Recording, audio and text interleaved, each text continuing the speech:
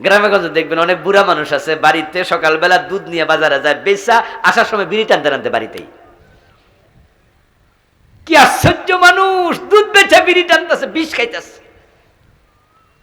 এবং সিগারেট এমন একটা জিনিস, এটা তেলাপোকাও খায় না, বিড়ালে ইন্দুরে কুত্তাও খায় না। পরীক্ষা করেন, এটা বিস্কিট অর্ধেক খাই অর্ধেক ফালাইয়েন, আধা ঘন্টা পরে দেখবেন পিঁপড়া খাইতেছে। একটা রুটির টুকরা ফেলে দেন, কুত্তা দৌড় মারছে। বিড়ালে পাইলে খাবে, তেলাপোকা খাবে। আর একটা সিগারেট মাঝখান দিয়ে ভাঙ্গা ফেলায় রাখেন, এক সপ্তাহ পরে দেখবেন যে ইন্দুরও ধরবে না, বান্দরও ধরবে না, পিঁপড়াও মুখ দেবে না, হয়তো হেরাও জানে খাইলে ক্যান্সার নিয়ে যায়। আর মানুষ সবচেয়ে জ্ঞানী মাখলুক, সৃষ্টির মাঝে সেরা, হেরা এটা টয়লেটে বইয়া ওটা নেই।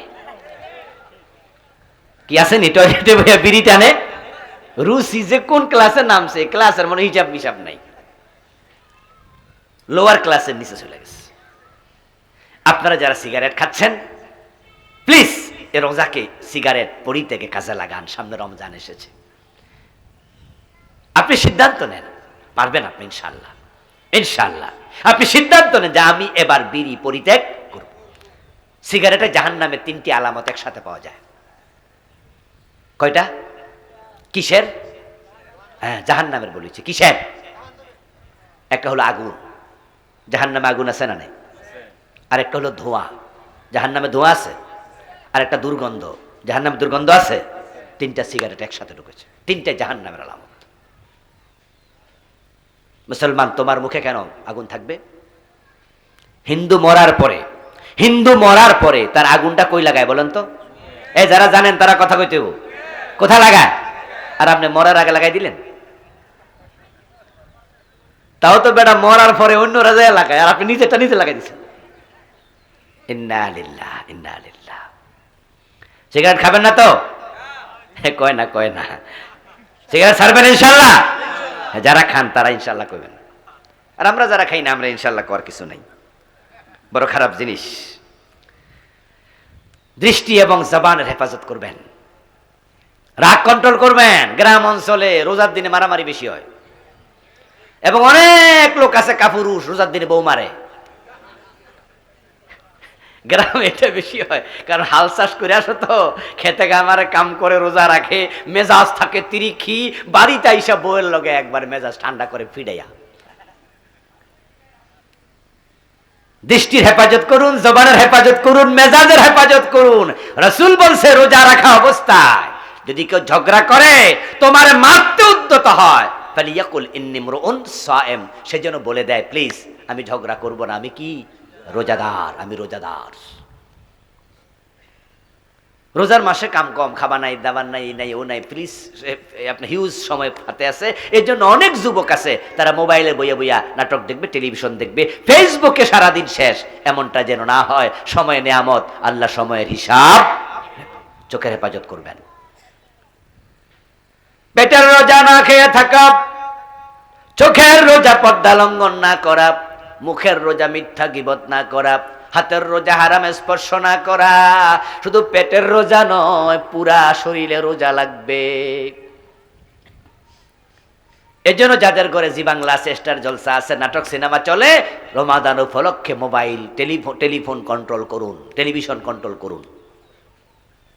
ঘরে স্পেশালি বলে দেবেন যে না, রমাদান মাস উপলক্ষে আমাদের ঘরে কোনো নাটক সিনেমা চলতে পারবে না। জি বাংলা, স্টার জলসায় কোন ইসলামী অনুষ্ঠান আছে তো কোন সিলেটা ঢুকবেন। এনটিভি, এটিএন, বৈশাখী, বাংলা ভিশন, এগুলোতে ইসলামী কিছু অনুষ্ঠান হবে। রমাদান উপলক্ষে আলেমদের বক্তৃতা হবে, এগুলো না হয় শুনলেন ভালো, কিন্তু জি বাংলা কি আসেনি কিছু? তো এটা ঢুকবেন কেন? এটা তো 24 ঘন্টা শয়তানি চলে। এত নিকৃষ্ট সিনেমা, এত নিকৃষ্ট চ্যানেল, 24 ঘন্টা কুটনামি চলে, আর এগুলো বাংলাদেশের লোকেরা খাচ্ছে।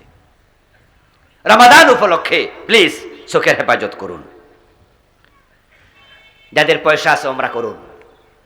হাদিস হলো আল উমরাতু ফি রমাদান তা'দিলু হাজ্জা, সহিহ মুসলিমের হাদিস। প্রিয় নবীজি বলেছেন, যে ব্যক্তি রমাদানে ওমরা করবে আল্লাহ তাকে হজের সমপরিমাণ সওয়াব দিয়ে দেবে।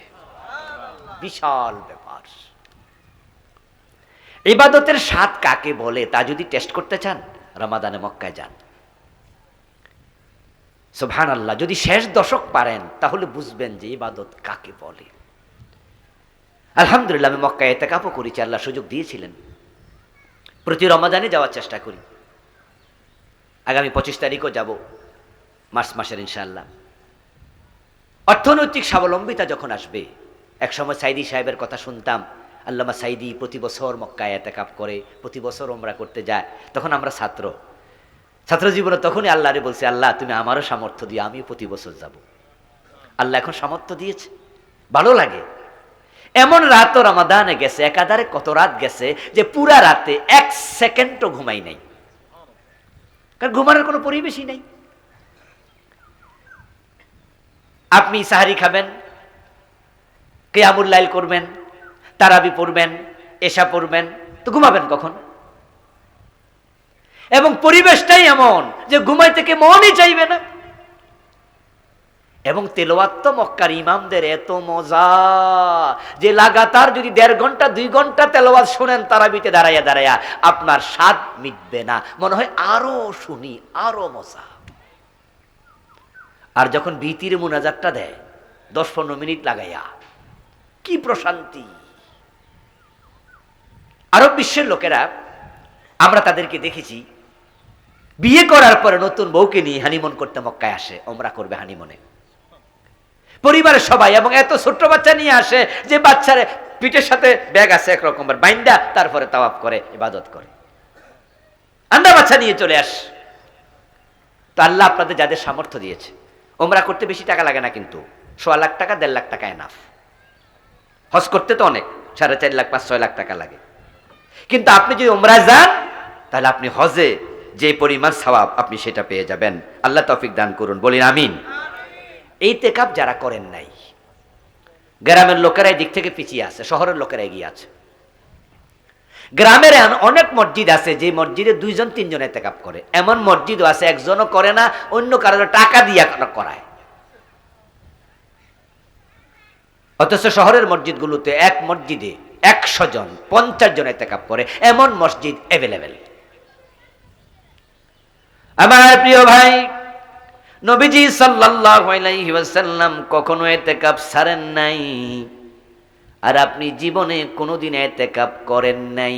রাসূলের সাথে এখানে মিল না অমিল? রাসূল যেটা কোনোদিন ছাড়ে নাই, এক রমাদানে পারে নাই, পরের রমজানে 20 দিন করছে। আর যারা ইতিকাফ করে তাদের লাইলাতুল কদর মিস হওয়ার কোনো সম্ভাবনাই নাই, কারণ তারা তো পুরো 10 দিনে মসজিদে।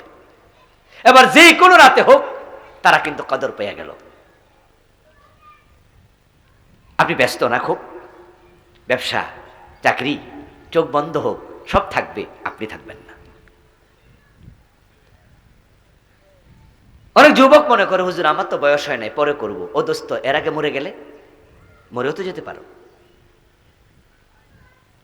বিশাল বড় কোম্পানির মালিক আপনি না, 2-3টা ফোন আপনার, এত ফোন আসে, হুজুর 10,000 লোক, 5,000 লোক, 500 লোক, 1,000 লোক আমার কোম্পানির চাকরি করে, এতজন চালাইয়া ইতিকাফ করবো 10 দিন, কেমনে সম্ভব? আমি বলবো, দোস্ত চোখ বন্ধ হলে সব চলবে, শুধু তুমি ছাড়া সবাই সবের মতো। এজন্য যারা ইতিকাফ করেননি এই রমজানে করবেন, এই রমজানে। আর যদি এবার কোনো কারণে মিস হয়, সিদ্ধান্ত নেন, আল্লাহকে জানাই দেন, আল্লাহ আমার হায়াতে বারাকা দাও, পরের রমজান আমি করবই।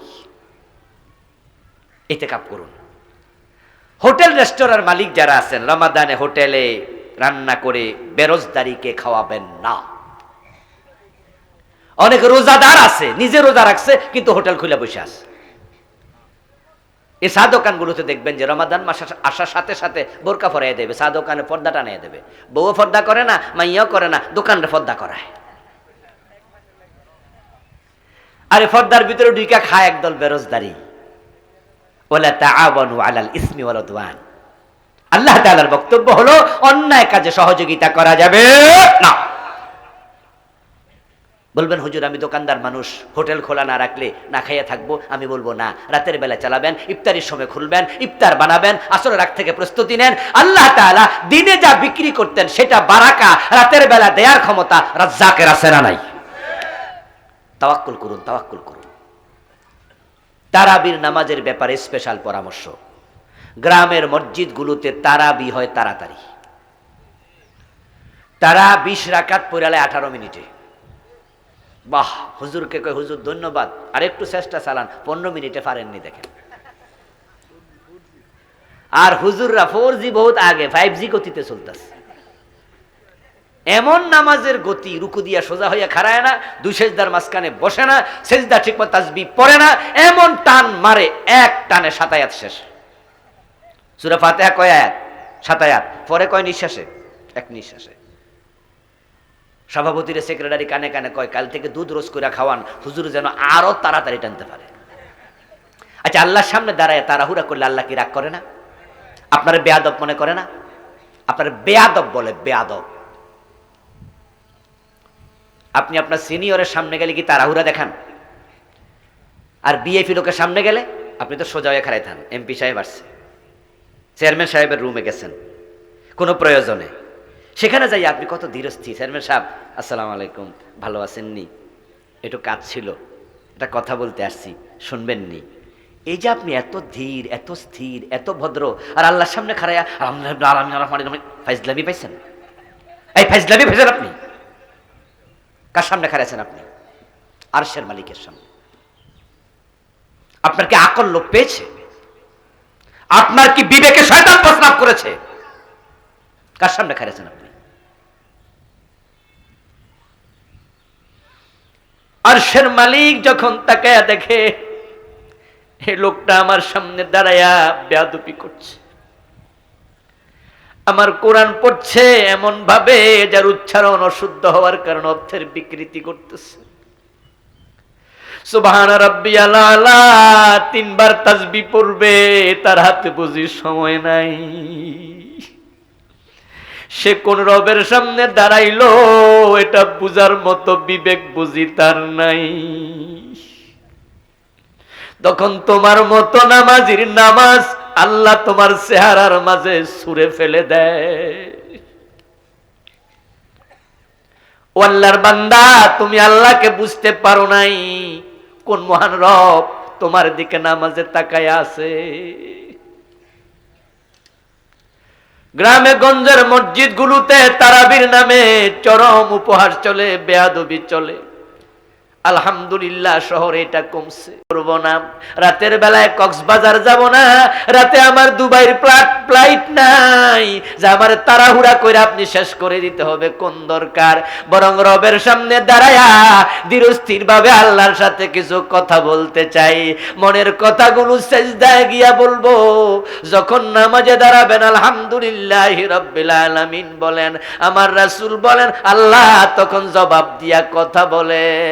ইদা কালাল আব্দু আলহামদুলিল্লাহি রাব্বিল আলামিন ক্বালা তাআলা হামদানি আবদি, ইদা কালার রহমানির রহিম ক্বালা তাআলা আসনা আলাইয়া আবদি, ইদা কালার রহমানির রহিম মালিকি ইয়াউমিদ্দিন ক্বালা তাআলা মাজ্জাদানি আবদি।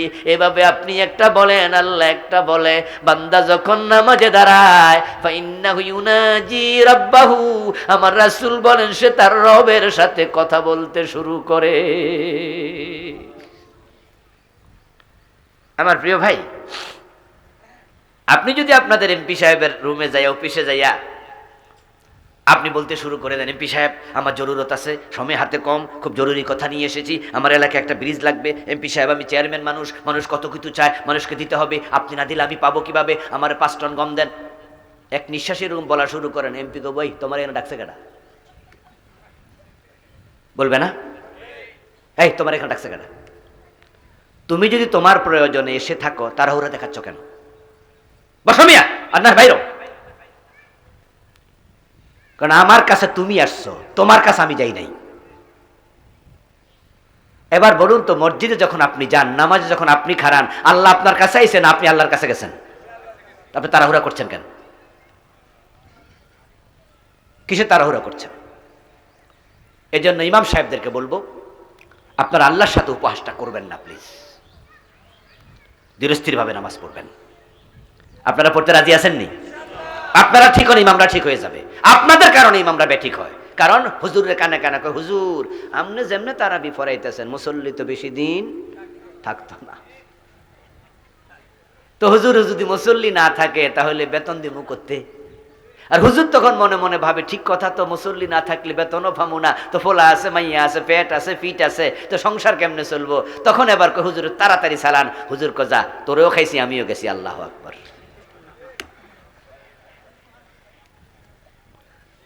আর যদি আপনারা বলতেন যে হুজুর আল্লাহ ভরসা, আমরা তো আছি, লোক কমলে কমুক, আপনার কি করা লাগে আমরা মুসল্লিরা দেখবো, সাহস দিতে পারবেন না? ঠিক হয়ে যাবে ইনশাআল্লাহ। আল্লাহ তৌফিক দিন, বলেন আমিন। আমার প্রিয় ভাই, আসুন রমাদানটাকে আমরা উত্তমভাবে সেলিব্রেট করি, আল্লাহর কাছে সে প্রার্থনা করে যে পরামর্শগুলো দিলাম এগুলো আমি মানবো, আপনারা মানবেন। আল্লাহ আমাদের সবাইকে তৌফিক দান করুক। আবার বলেন আমিন। হাদা মা ইনদি ওয়াল ইলমু ইনদাল্লাহ। আলাইহি।